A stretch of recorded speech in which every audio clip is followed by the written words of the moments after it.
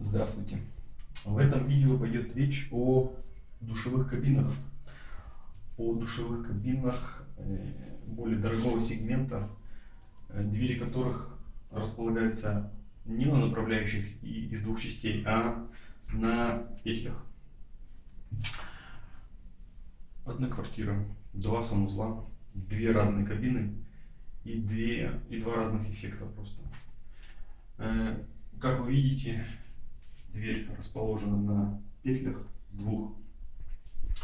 Боковые стенки очень хорошо закреплены петлями, распорочками, но нет, если вы обратите внимание, здесь она немножко ниже расположена. Конечно, геометрия стен и камня, все правильно, 90 градусов стены в уровне, но невозможно выставить правильно дверь. Просто петля проседает. Конечно, под петлями там резиночки, прокладочки, снутри прижимные винты. Саша, покажи. Вот эти вот винты прижимные, снизу прокладки, все. Но нет никакой возможности зафиксировать четко дверь. Как бы мы ни старались, как бы мы ее не выставляли, чуть-чуть больше выставляли выше, чтобы с учетом, что она просядет, никакой возможности нету ее так отрегулировать. И это видео вам в помощь для того, чтобы вы, как заказчики, правильно выбирали душевую кабину и уже изначально задавались вопросом, что будет в итоге. Кабина не дешевая. Понятно, что это все в Болгарии происходит. Дверь эта душевая кабина стоила, это болгарская фирма делает на заказ, эта кабина стоила 300 евро. Цена совсем не маленькая. И в принципе неплохое исполнение, стекла, все толстое, каленое стекло, все качественное, нержавейка, вся фурнитура, но вот это вот все портит весь эффект. И сейчас мы покажем другой санузел с другой китайской душевой кабиной. И вы увидите, какая это разница. Душевая кабина во втором санузле китайской фирмы неизвестной. Она квадратной формы, но состоит она из двух всего лишь элементов. Одно стекло и дверь. И если вы обратите внимание, дверь уже зажата в направляющей, уже на заводе.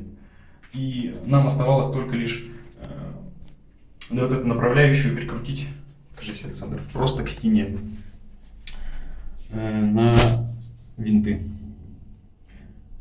Соответственно, да, стены правильные, эта кабина и эта и предыдущая требует от ремонта четкой геометрии. И тут невозможно ничего плюс-минус отрегулировать, должны быть четко вертикальные стены. Камень выставлен 90 градусов, в горизонт угол должен быть четко 90 градусов. Нету никакой возможности, и сама направляющая не имеет никакого возможности регулирования, поэтому только четкая геометрия. Вы видите, как все замечательно открывается, закрывается. Никто ничего нигде не шоркает, нигде ничто не проседает. Кабина значительно дешевле, но, на мой взгляд, значительно качественная. Цена, по-моему, около 150 евро или 180.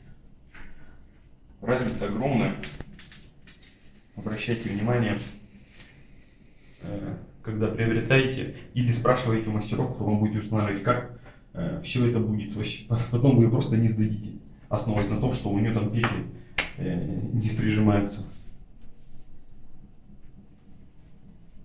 Вот такой получился замечательный санузел по болгарской бане. Мы тут устанавливали оборудование.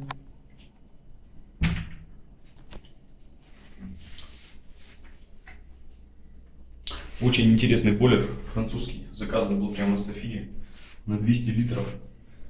Бойлер очень тонкой настройки, ограничение 5 бар. В системе в доме больше, пришлось покупать регулятор давления. Снизу при подключении там целая схема управления электропитанием, прям высокотехнологическое устройство на самом деле было.